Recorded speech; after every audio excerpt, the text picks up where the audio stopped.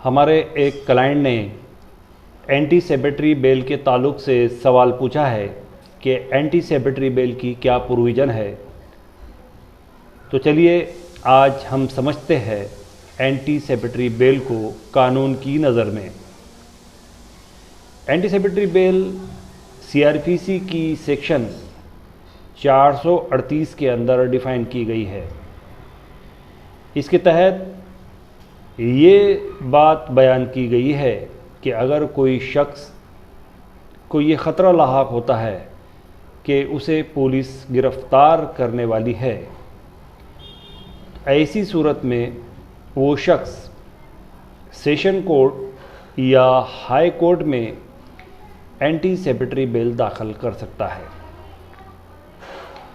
Anti सेबेटरी bell किन offences के अंदर हासिल की जा सकती है?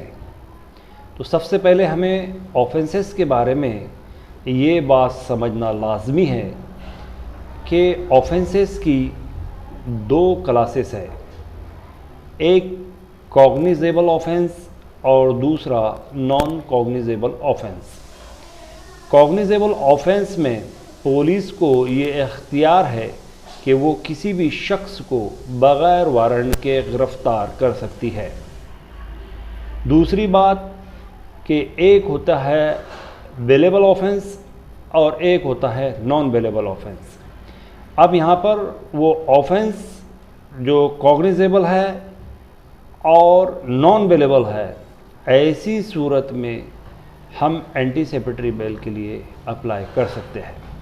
अगर ऑफेंस बेलेबल है और कॉग्निजेबल है तो ऐसी सूरत के अंदर पुलिस को ये इख्तियार हासिल है कि वो पुलिस स्टेशन से ही मुजरिम को ज़मानत दे सकती है, या मुजरिम को ये इख्तियार हासिल है कि वो पुलिस से पुलिस स्टेशन के अंदर ही ज़मानत तलब कर सकता है। अब आइए कि एंटी सेबेटरी बेल हासिल करने के लिए किन चीज़ों का होना लाजमी है। सबसे पहले एंटी सेबेटरी बेल के लिए जब सेशन कोर्ट या हाई कोर्ट के अंदर पिटिशन दाखिल की जाती है तो उसमें ये बात वाज़ेह तौर पर बयान की जाती है कि मुज़लिम को फॉल्सली इम्प्लिकेटेड किया गया है, यानी जो एफआईआर उसके ख़िलाफ़ में हुई है वो एफआईआर झूठी है, उसके अंदर लगाए गए इल्ज़ामात बेबुनियाद है और ऐसा कोई भी गुनाह मुजरिम ने नहीं किया है। दूसरी बात उसके अंदर ये बताई जाती है कि मुजरिम मुकामी शहरी है और उसकी चल अचल मूवेबल और इमूवेबल प्रॉपर्टी यहाँ पर मौजूद है, वो एक रिस्पेक्टेबल शहरी है, उससे इस तरीके का कोई गुनाह सरजद नहीं हुआ है और ऐसा कोई गुनाह उसके ख़िलाफ़ में किसी अदालत के अंदर पेंडिंग नहीं है और ना ही किसी पुलिस स्टेशन के अंदर उसके ख़िलाफ़ में कोई इस तरीके की एफआईआर है, लिहाजा वो इज़्ज़त याब शहरी है। और दूसरी बात ये तीसरी बात उसके अंदर ये बात बयान की जाती है कि इन्वेस्टिगेशन के अंदर वो मदद करने के लिए मुकम्मल तौर पे तैयार है। इसके बरक्स प्रोसिक्यूशन जो चीज़ सामने लेके आती है उसको भी समझना बहुत ज़रूरी है।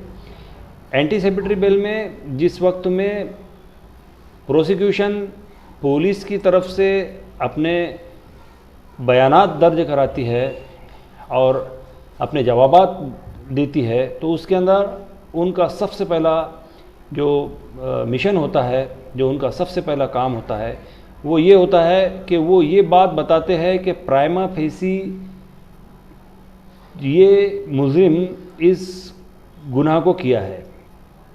दूसरी बात उनके पास में जो चीज़ होती है वो ये होती है कि इस ऑफेंस के अंदर कुछ रिकवरी करना बाकी है। उसके साथ साथ कस्टडियल इंट्रोगेशन इस गुनाह के अंदर बहुत ज़रूरी है। और चौथी सबसे अहम बात वो जो बयान करते हैं तो उसके अंदर एक बात ये रहती है कि अगर मुस्लिम को ज़मानत के ऊपर रिहा किया गया तो वो प्रोसिक्यूशन के जो विटनेसेस है, इस्तेगासा के जो गवाह है, उनके ऊपर दबाव बनाएगा। तो ऐसी सूरत हाल वहाँ पर पेश आती है। ये दोनों चीज़ों को देखकर कोर्ट इस नतीजे पे पहुँचती है कि जो मुज़रिम है वो एंटीसिपेटरी बेल के लिए मुस्तहिक है या नहीं है। अगर कोर्ट को ये बात लगी कि मुज़रिम जो है तो प्राइमा फेसी उसके खिलाफ़ में एविडेंस है और उसने ये ऑफेंस कमिट किया हुआ है और उससे फ़िज़िकल इंट्रोगेशन की ज़रूरत है और कुछ रिकवरी उससे करना बाकी है, तो ऐसी सूरत के अंदर एंटीसिपेटरी बेल रिजेक्ट भी हो सकती है। अब अगर एंटीसिपेटरी बेल सेशन कोर्ट के अंदर रिजेक्ट हो जाए तो क्या करें? सबसे पहली बात तो यह है कि एंटीसिपेटरी बेल जब हम सेशन कोर्ट के अंदर दाखिल करते हैं तो उसके साथ में एक एडेंट्रीम बेल एप्लीकेशन भी लगाते हैं कि जब तक मेन पिटिशन डिसाइड ना हो तब तक के मुल्ज़िम को तत्पुरता ज़मानत के ऊपर रिहा किया जाए। ऐसी सूरत में अगर मेन पिटिशन खारिज हो जाती है तो जो इंटरिम पिटिशन है उसको एक्सटेंड किया जा सकता है तब तक जब तक के मुल्ज़िम 2-3 दिन में या 4 दिन में या 8 दिन के अंदर हाई कोर्ट के अंदर अपनी पिटिशन दाखिल ना कर ले। हाई कोर्ट के अंदर भी अब पिटिशन दाखिल की जा सकती है। उसके बाद अगर हाई कोर्ट के अंदर भी ऐसी सूरत हाल मौजूद है तो जो सबसे बड़ी कोर्ट है सुप्रीम कोर्ट, उसके अंदर भी वो पिटिशन दाखिल की जा सकती है। तो एंटीसिपेटरी बेल एक इख्तियार देता है मुजरिम को कि वो अपने बचाव के अंदर ज़मानत हासिल करे। तो ये उसकी प्रोविज़न थी। आपके अगर कुछ सवालात होंगे तो आप कमेंट बॉक्स में मुझसे सवाल मुख्तसर अंदाज में करिए और मैं आपको उसके ताल्लुक़ से जवाब दूंगा। Thank you.